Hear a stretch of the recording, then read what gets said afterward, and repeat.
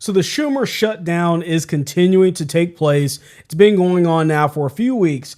And one of the conversations that this has really sparked has been dealing with SNAP benefits, EBT benefits. These are the food stamps and other benefits that go out to people that otherwise wouldn't be able to afford them, or so that may seem. But the reality is that a lot of these people can afford these goods, but it really is done in a way that is disingenuous. There's obvious issues with the programs. People take advantage of it.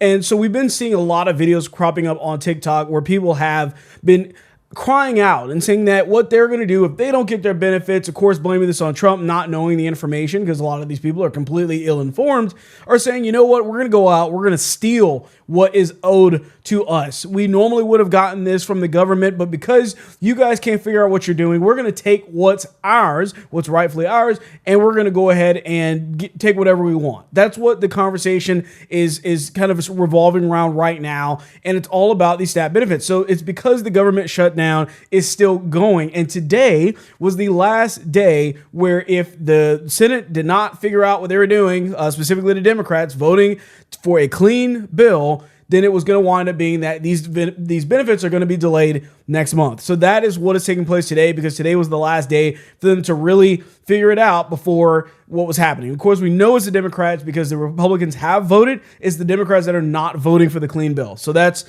what's going on with that. So there have been some voices that have been rising up out of this that are saying, you know what, we're not going to do that. We're better than this. So I wanted to kind of highlight those in this video. So let's go ahead and check out this first lady that is effectively saying, you know what, stealing is wrong. You guys can actually make your own way without having to do and resort to that measure. Let me tell y'all something. Those that's talking about going out there making them videos, talking about y'all gonna rob them people's stores because they done cut them SNAP benefits. Let me tell you something. You go out there, you gonna give them folks every legal right to bop you across your head.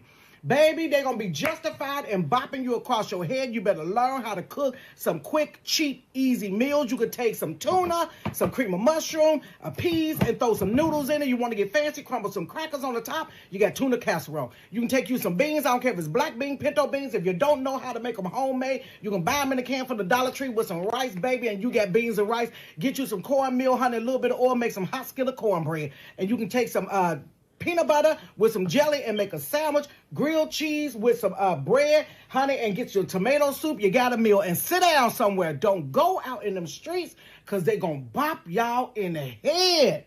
Don't do it.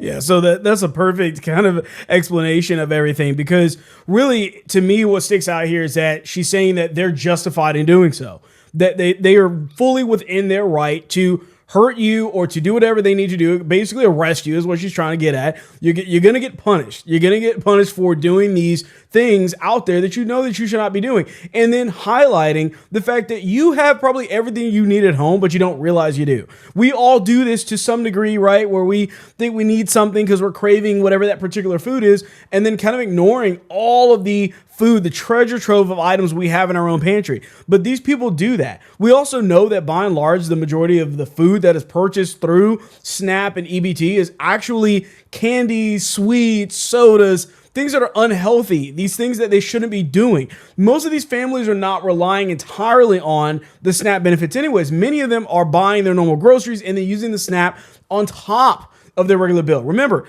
the historical data is showing us that the average family that is on SNAP and paying for food that way spends twice the amount of money on their grocery bill than the average middle class American. So that is what is going on right now. So here's another lady that's kind of saying something similar, but just in a different way. You got people all over the internet talking about if they don't get their food stamps next month, how they gonna go into these people's stores and take what they need. Talking all bold. People owe them something. But I got a question. What makes you think that you entitled to take anything that you ain't worked for? You want another man or woman to get out there, plow the field, break their backs, while you sit back and watch, and you want to eat off their labor? The devil is a lie. That's what you call bold, entitled, warped way of thinking. If you mad at anybody, talk to God about it, because it's in his word.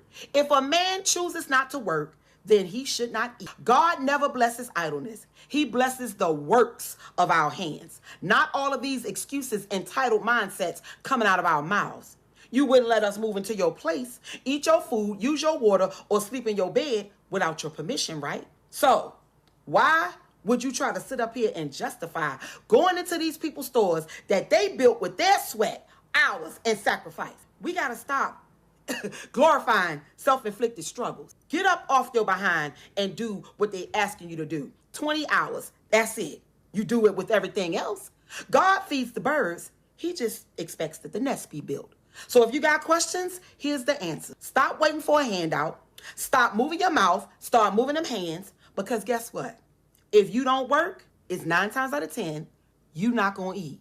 Yeah, and I mean, and that's the real, I think, goal behind all of this is really explaining the Christian perspective behind this as well, which is very simple, right? And what it means by that verse, of course, it's talking about, working and eating, but it really just means that you need to work for the things that you have in life, that it should not be handed to you for free. Of course, things are going to be that way in some situations, but the whole idea is that you can't sit there and complain that you don't have something if you're not working towards something.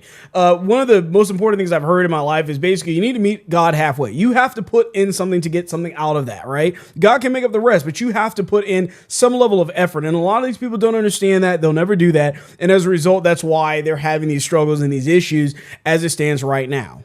But let me know what you guys think down in the comments below. Remember to like this video and to subscribe to the channel as well. And I'll catch you guys on the next one.